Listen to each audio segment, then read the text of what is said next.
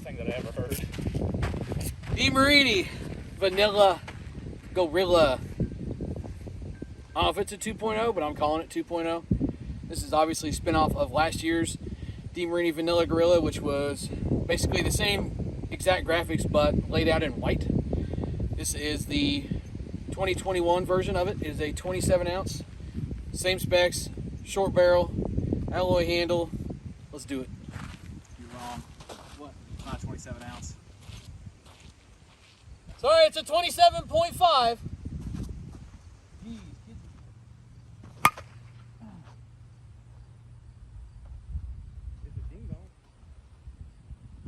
575 hits the back of the fence on the way out.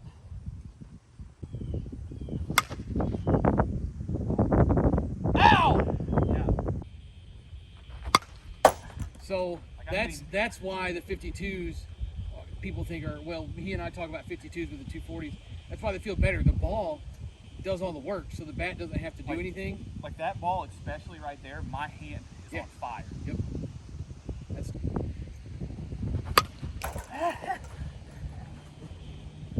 I gotta hit it again too. That's the worst part.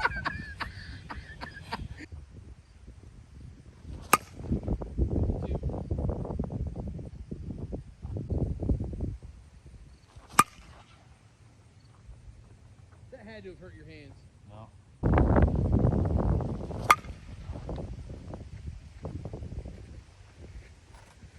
I've never felt more incapable as a hitter in my life.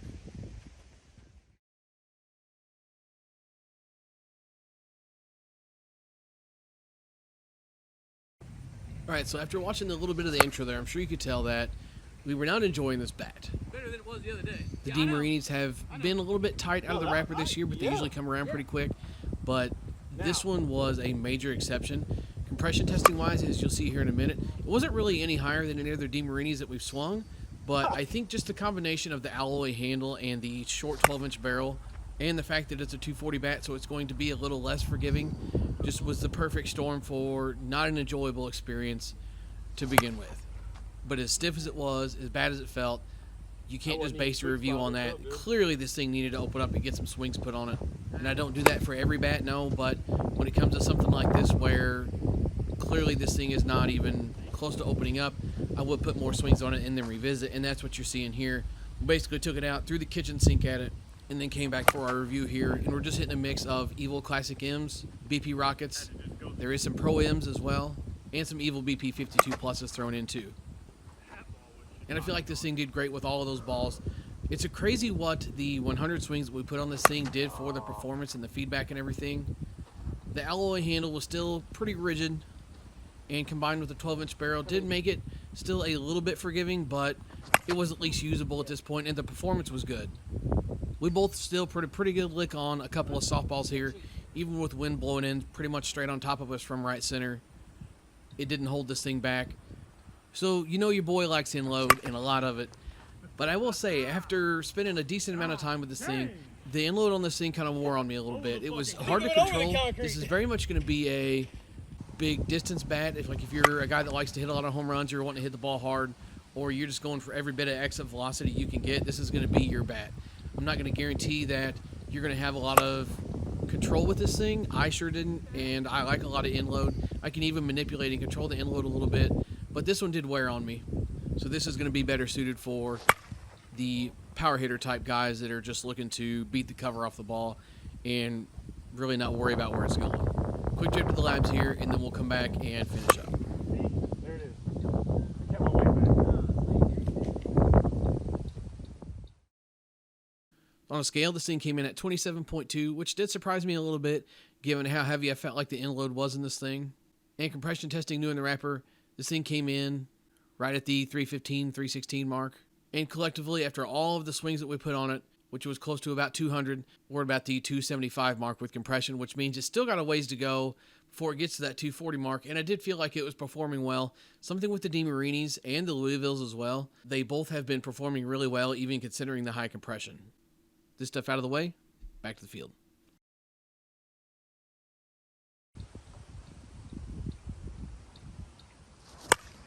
I think you still got it. Kept my weight back. Oh my God! So I know that this bat had a lot of hype last year, and it had a decent amount of hype this year, but I'm here to tell you that I'm not going to give this one a stamp of approval. And here's a couple reasons why. It is just brutal to begin with. If you're a guy that likes to hit a lot of hard stuff in BP, or really has the patience to break a bat in, this would be a decent bat for you. And even after it was broke in, the sweet spot was very middle of the barrel, and towards the end, it gave you nothing from about mid-barrel down to the hands. I understand that you don't want, the whole thing's not going to perform anyway, especially as you work towards the hands, but there are some bats that are still forgiving, even being a 12-inch barrel. But this thing was not that. If you're a consistent striker and you hit the barrel in the same spot every time, you could get away with something like this. But as unforgiving as it was, it's a tough go for me to want to approve this thing. But do not make any mistake in the fact that if you hit a ball on the screws, it's going to go and it's going to get somewhere fast.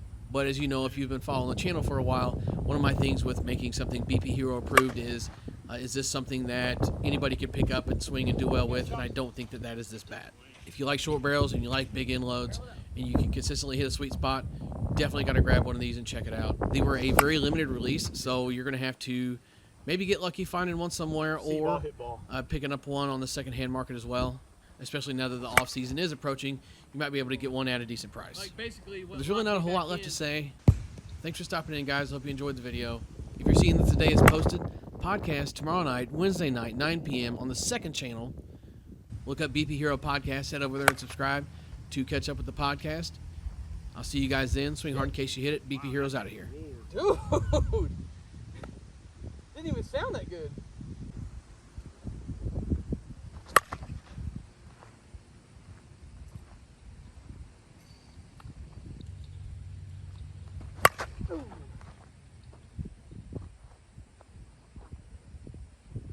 That was towards the handle and it still went.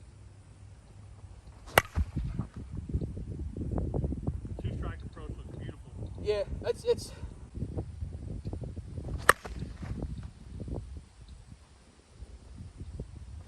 That one sounded disgusting.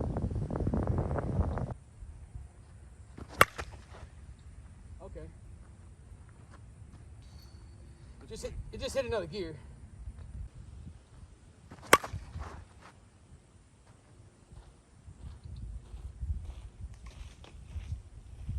Thought I was kidding, didn't you? No?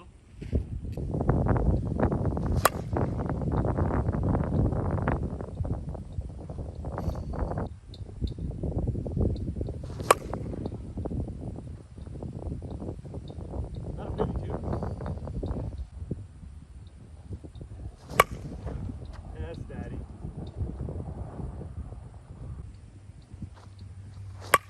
Oh, fuck. Still shit on. Extra top hand.